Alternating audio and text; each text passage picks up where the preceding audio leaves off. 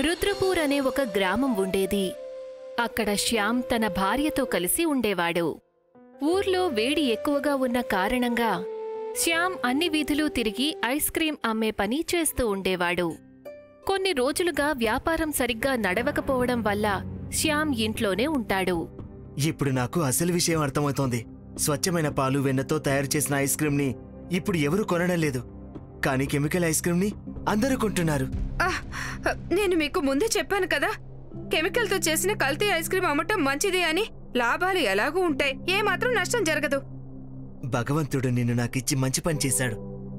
శ్యామ్ కల్తీ ఐస్ క్రీంని అమ్మడం మొదలు పెడతాడు. చాలాసార్లు తను అమ్మిన ఐస్ క్రీం తినడం వల్ల పిల్లలు అనారోగ్యానికి గురవుతారు. ప్రతి స్కూల్ వీధి చివర బండి పెట్టుకుని శ్యామ్ ఐస్ క్రీం అమ్మే పని చేస్తూ ఉండేవాడు. రండి పిల్లలు, రండి, ఐస్ క్రీం తీసుకోండి, రండి రండి రండి, చాలా రుచికరమైన ఐస్ క్రీంలు. నేను నిన్న మీ ఐస్ క్రీం తిన్నాను, అది ఏమాత్రం రుచిగా లేదు. పైగా 2 రోజులుగా నాకు కడుపులో నొప్పిగా ఉంది. నీ కడుపులో నొప్పి వస్తే అది మీ అమ్మతో చెప్పాలి గాని నువ్వు నాతో ఎందుకు చెప్తున్నావు?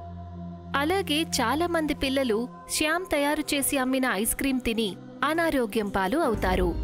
అలా కొన్ని రోజులు గడుస్తాయి. శ్యామ్ అలాగే కల్తీ ఐస్ క్రీం వ్యాపారం చేస్తూ ఒక పెద్ద ఇల్లు కూడా తీసుకుంటాడు. నేను కేవలం ఐస్ క్రీం మాత్రమే అమ్ముతున్నాను. ఒకవేళ నేను బియ్యం, పప్పుల్లాంటివి మిగతా వస్తువుల్ని కూడా కల్తీ చేసి అమ్మానంటే అప్పుడు నేను ఇంకా ధనవంతునైపోతాను కదా.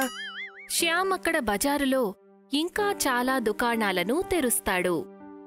వాటిల్లో రేషన్ దుకాణం, పాల డైరీ దుకాణం కూడా ఉంటాయి. తనకి తోడుగా ఒక పనివాడిని కూడా పెట్టుకుంటాడు. అతని పేరు కిషోర్.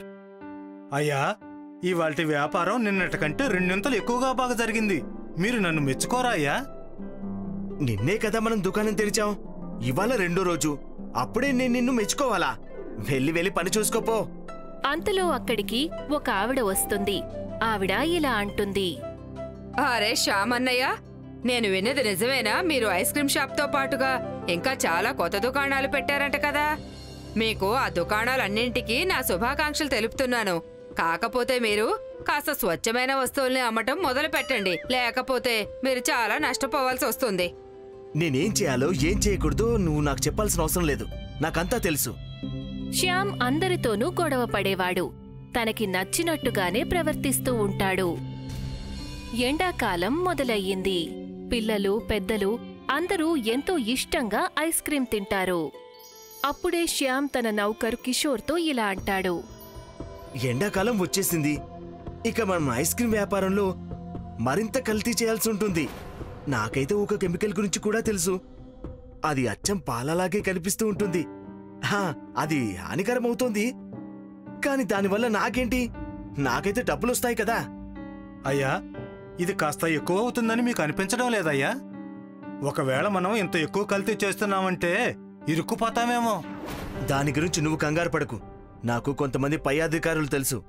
లంచం ఇచ్చి అంతా చూసుకుంటాను, మనకేం కాదులే. శ్యామ్ అలాగే కల్తీ ఐస్ క్రీం అమ్మటం మొదలు పెడతాడు. ఒకసారి శ్యామ్ తన కల్తీ ఐస్ క్రీంని స్కూల్ పిల్లలందరికీ అమ్ముతాడు. దానిని తిని పిల్లలందరూ కూడా అనారోగ్యం పాలవుతారు. శ్యామ్ డబ్బు సంపాదించి సంతోషంగా ఉంటాడు. మరొకవైపు యముడు ఇంకా చిత్రగుప్తుడు మళ్లీ భూలోకంలో తిరగడానికి బయల్దేరతారు.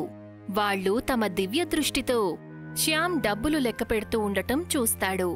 అప్పుడే చిత్రగుప్తుడు యముడితో ఇలా అంటాడు, చూశారా మహారాజా, అతడు ఎలా లెక్క పెడుతున్నాడో? మనం భూమి మీదకి వెళ్ళి ఇప్పటికే చాలా కాలమయ్యింది. బహుశా మళ్ళీ ఇంకొకసారి వెళ్లాల్సిన అవసరం ఉందేమో. మనం ఒకసారి రుద్రపూర్ వైపు వెళ్తే బావుంటుంది. పాపం మా అమాయక పేద పిల్లలకి మన అవసరం ఉంది. శ్యామ్కి కూడా మనం బుద్ధి చెప్పాల్సి ఉంటుంది. మీరు దీని గురించి నిర్ణయం తీసుకున్నారు కాబట్టి మనం ఇప్పుడే వెళ్ళొచ్చు కదా. ఈసారి నేను చాలా పెద్ద ఐస్ క్రీం ఫ్యాక్టరీకి యజమానినవుతాను. నువ్వు నాకు పనివాడివి. నేను ఎప్పుడూ కూడా మీకు పనివాడిగానే ఉంటున్నాను, కానీ ఈసారి నేను ఇంకోలా మారుతాను. అలాగే జరుగుతుంది. యముడు ఇంకా చిత్రగుప్తుడు రుద్రపూర్కి వెళ్తారు. యముడు, చిత్రగుప్తుడు అక్కడ నివాసం ఏర్పరచుకుంటారు.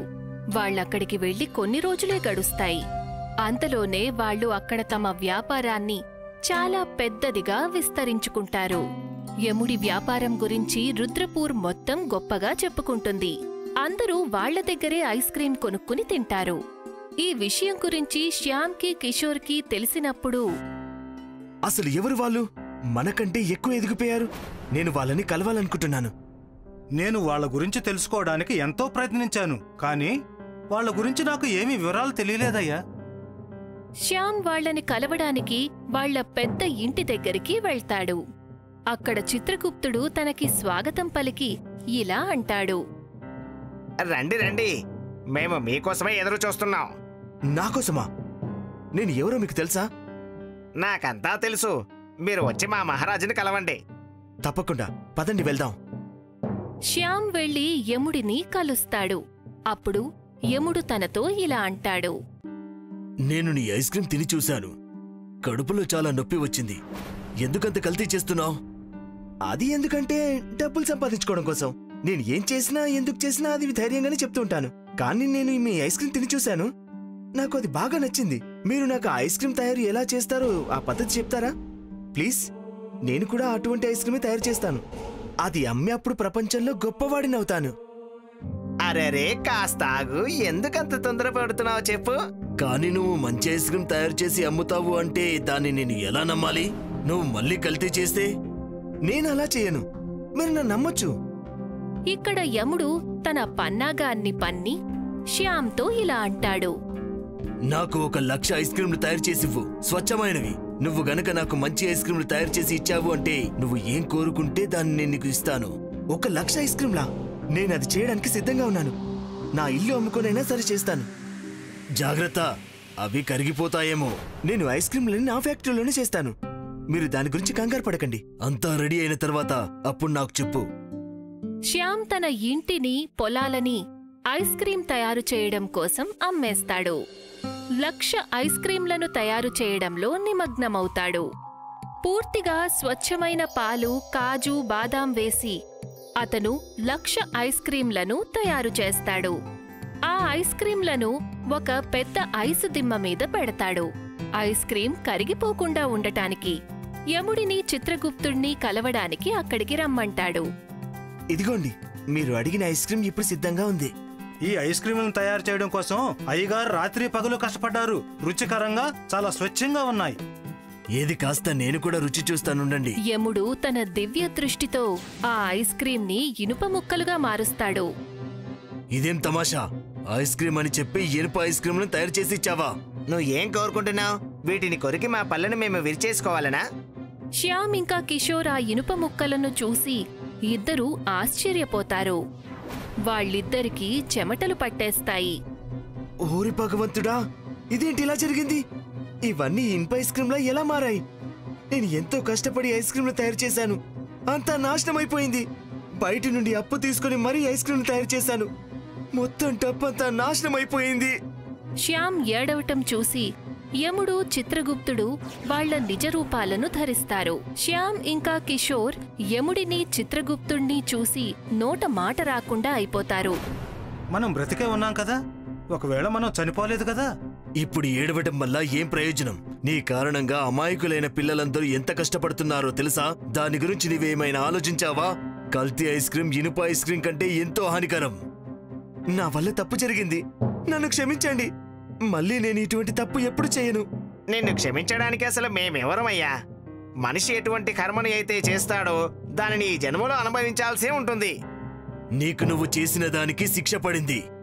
యముడు శ్యామ్ని, కిషోర్ని వాళ్లు చేసిన దానికి అనుభవించమని అలాగే వదిలి వెళ్లిపోతారు. అక్కడి నుండి పక్క ఊరికి బయలుదేరతారు. శ్యామ్ ఇంకా కిషోర్ కల్తీ వస్తువులను అమ్మిన కారణంగా రోడ్డున పడిపోతారు.